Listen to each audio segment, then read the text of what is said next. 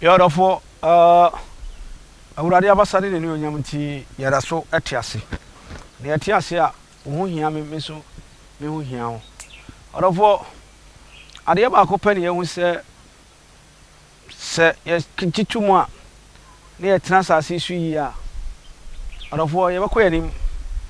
yanim so a nipa bi ntimi si kwan ade sɛ onyankopɔn ama yɛ ahoɔden ma yansɔre ena uhu se mesan gina abɛ ho last week no mentimi amfa anwie yakekan ya bedu baabi na me kyerɛ sɛ onyame abɔ abɛ kan ba no se me wote sɛ abɛ na mama mfa so aba mfa so bebre nti yɛ kan mfa so na yɛntimi wie da wade ase yɛ kan mfa so na yɛntimi wie ɔdɔfo ne yɛ kan sɛ mekɔ so akyekye nature na me kyekye nature na wo benya mfa so we me nkɔ commercial break kura I'm fancy a case ma me Queen University Foundation. Na ma me fancy a case man papa ameyaw. Che. Yan case e commercial break aba. Na mu ye beka no kra kire wo. Obi za na papa wadi serious wa pa agent too much. Ma me pa agent re. Na nipa nso ye de. Hwade ya me kan se enyina hu se abe. Aya ade a no so wonfa so bebre. Na me kikan ya bedu ba bi se nsafo kra no. O won kwan se Kristo ni bia no. Wo de nsafo gu fam. Ah na odi nsefo gu fun a ebie kwan mu ma ho ama wutimi kɔ wanim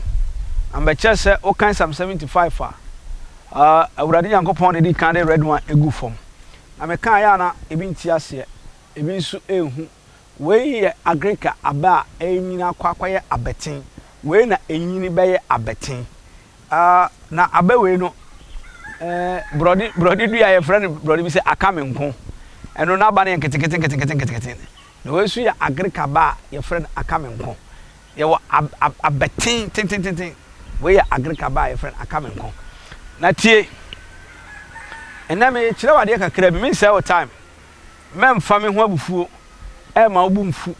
se ne ntina bi nso a no wan hwe me first video no ena video we na bi a onsa beka bi na onsa ka bi a me pa cho to wase na gibre na gi abotre na hu senia nyama etie na me kire wade we ma wo wako wanim na wansan amma wachi orofo medin ade Prophet Eric Antwi me pa cho dodo na frame nature man na nature man so ni dia na odifa Antwi attention TV so ena me di magoro wo me pa cho tie efie bia impetuwo mysterious what a shock wow go too soon and what's that making go too soon why are there share we abe ena me since abena anti me amfa dua number no ne nwira ni so we ne friend we ye be stop go too soon no ye be stop go too soon me fa chaw sabani si compound ana abani si fie compound na fie no ana abani si obi fie a me pa chaw nipa wu ofie on tentem nipa wu ofie on tentem nipa wu ofie on tentem moya hwea enye yie na cameraman me pa chaw fade yie mama na nipa hu we ne eyi sense no sami ka asemi ntimi nka be ho asem wie nti ena na me be kyerɛkyerɛ no na nyabotre na tobo ase nyabotre na tobo ase afa hwade me de ade bi be so we su ama me da se so waye afa go too soon no me ba cho tie mompe ade we na anapahema me se dai anapahema mo akopɛ brodin tietia ye frɛ akamenko no me ba cho tie mompe ne abre eno ye ntientie a mompe nso na momfa me ka ade we ho me ba cho tie me na mo de bese kokɔ me nsa kan na mo de aba abre wo ye pani wo fie nim ono obetimasi eno emre wan panimfo na eye enti me ka cho se abre wo fie a emmoni beyie emfa uti senia 7 ketiamo yona bu ketiamo MP kokas Ghana youth yeti kakra yeti koto sekube ye je aboji se bebre no papa panimo ka 7 o kan kwase asem se ketiamo enyawe na wa wo se mimi ye youth nyansa wo bitirim nti na me cheche no mompe abrewa mompe abrewa wo fie na momfa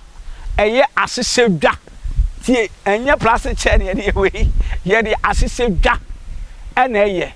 na ma hwe se abe ebi abre wo soro wo hwe awe ebi abre wo soro cameraman weti afa mama ya ebi abre wo soro na ma try se munnu ntu fam mo be try se monya ba ko 21 na mo de abe kan nyama ya me kan ho e wase na abrewa na betena adwa na se na ma pensafuo de agukura mama no na ode abegu abena se abesre se petuwo bia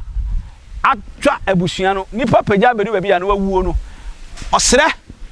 onkantim ome masade ni mane mu so biem mo be sade we sa na nsa bia afei sa mpetuwo nipa wuhyew ya wabusua bi wa hwe every 2-3 months bi omusi obi obati ne otakwa awu ne o ayidare so wawu ne o nkran wawu adan maaba wonko na owu yam dia nti ani ti ade ani kura bi nsi fie oda da bi awere wonko a ani o fie mi so abeko nipa nyini che enso sika anya den eni fie rim orofo hwe ade sore na jo 12 midnight na tworo wudini tworo wudini se me ye fra me odifo akwasi antwi ahokyere wo ye fie ya bra bo nko yie 12 midnight me pa cho the red wine eye 14% alcohol ena ade baba de yase oba bebie su na hwie na kasa wo wi ba bia red wine gu fam no me pa cho fa ya ye bidie tuntum no fatum na fa sika eye 10% spe fato orofo ebe peja ama wo so sika abegina wonsam sika be den abegina wonsam na wakọ anim na wayo nyankopon ba na onyame nso ani age se kristo ni kura kwa so no sika mpa cho so fu preach kra ngwa asem me ba cho boa me ma yenko ka me ho ne yenko odifo me da so a ogina la anim me ba cho mi se odifo me pese mi bisa se me yoba me ho ba ma tra yeye me pa cho odifo me yeden me pa cho fa enchine gu kuram sa se maka no obi na bisa enti ana me yeden me kire obi na bisa enti na me kire fa enchine gu kuram ana petututu pe abrewatia no onka ho no megu nchine ne ma ho ogumo a me pa cho wo de red one ade ba wumie so umie so no begu o na de communion one ba kwa kan na de abeto afi na nsa no be fa wade ekọ okọ agu communion one no ofie no finfin na afi no red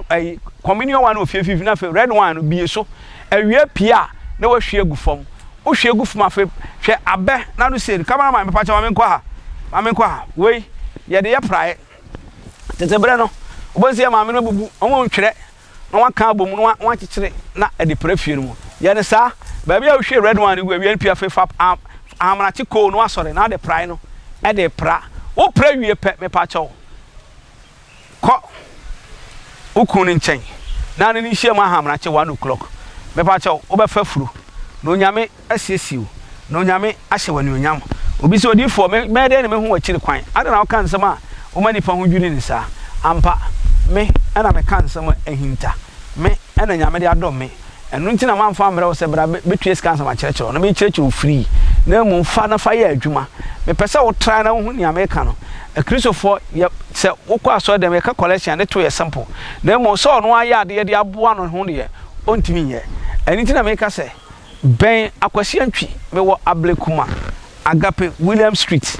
me ba chotie William Street wo free Pentagon junction ba o won se somebody ni sikwam William Street me somebody so see electricity transformer ho pe for sa road no so na bra me wo school be a friend step ahead the cheaper e aboro san e furu so dan no me pa cho bra na one me emetu abasakom na one me embe pija hwade ye wo kanto so beko abewe wo se kanto se afifi wo ho me pa cho nya nipa de dua yo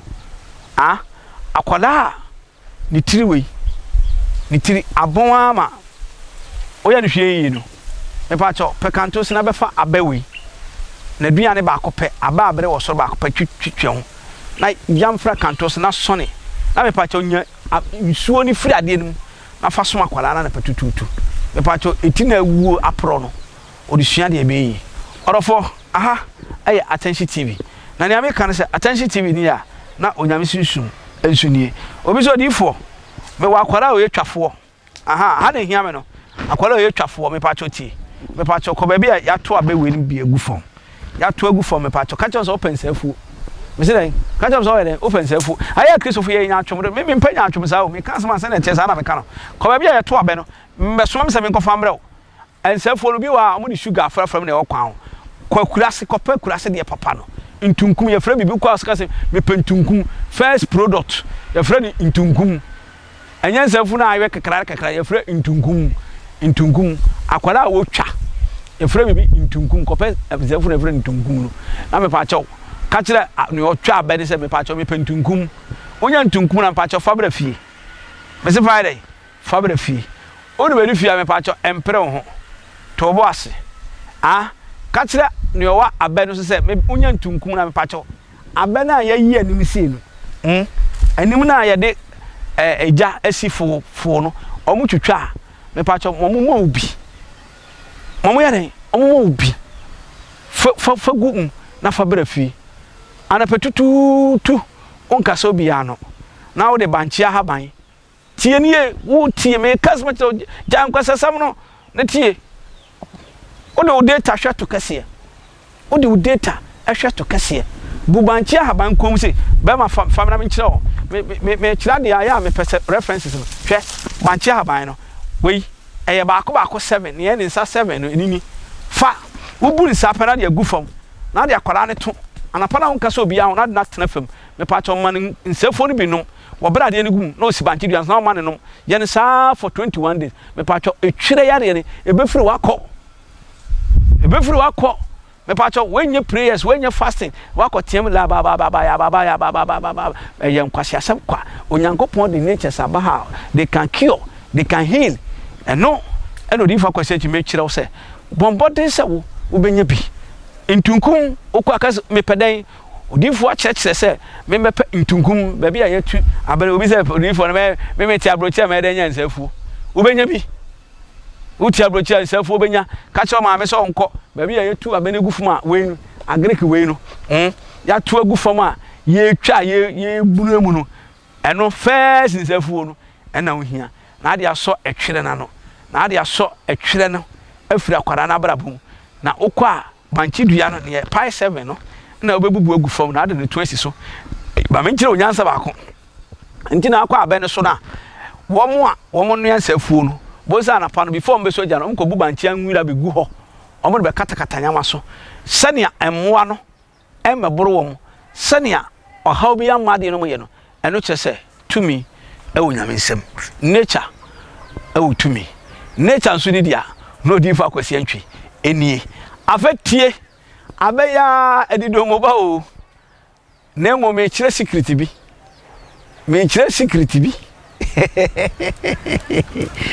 ei azaba da bi na azaba da bi so dia na ze wo hwe di fa kwasi antwi no di fa kwasi antwi ni dia aboa ema bi wa hwa ne nsuo gum nya kwasi asem wa bo pampasa nsuo agu kan dasem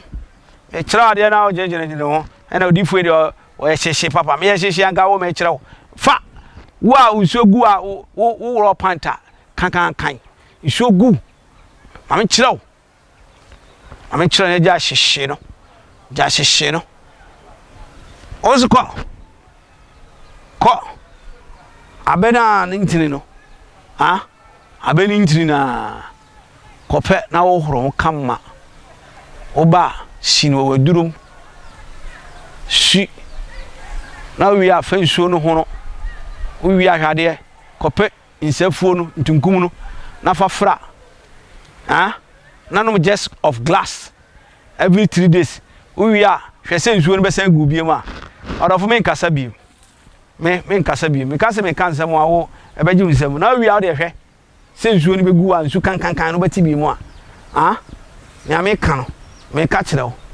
odofo high attention TV subscribe my channel no na fi sabri ko nyama me de ba no beji nsam odofo nya me kan ho nya me sunsun kata so di bachi na hwe me di ni akwasi antwi na me kan no esei nya me sunsun no abroso a me kire na saha attention TV dia to boase na hwe nya me ni nya me sun so no kan ho ate me se ma na sente wo mo ho no wa wonim wo wura wo dro so to kan me nya obefa na boa wo opa abe we na sintin ko pense fo wo fafra na sone so we are hwe nsu na fra nsafo no one on glass 3 days be a glass 3 days be a glass na we say babo ana onyame nka ho na yo kesema crowd but that's it bye bye